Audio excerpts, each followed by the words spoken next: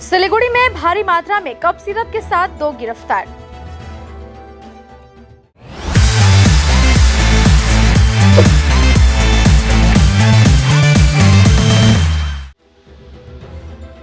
मीठे कद्दू की आड़ में कप सिरप की तस्करी की कोशिश को एसटीएफ और एनजीपी थाने की पुलिस ने नाकाम कर दिया है।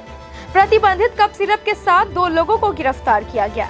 आरोपियों के नाम रोहित पटेल और रामाकांत कोल है। दोनों मध्य प्रदेश के रहने वाले हैं। बताया जा रहा है कि गुप्त सूचना के आधार पर सोमवार की रात एसटीएफ और एनजीपी थाने की पुलिस ने फुलबाड़ी इलाके में छापेमारी कर एक लॉरी को जब्त किया। लॉरी की तलाशी लेने पर करीब 36,000 बोतल कप सिरप बरामद हुआ, जिसके बाद 2 लोगों को गिरफ्तार कर लिया गया। पुलिस सूत्रों के मुताबिक मीठे कद्दू की आड़ में इंदौर से त्रिपुरा कप सिरप की तस्करी की जा रही थी। गिरफ्तार लोगों को मंगलवार को जलपाईगुड़ी अदालत में पेश किया गया है। एनजीपी थाने की पुलिस पूरी घटना की जांच में जुट गई है।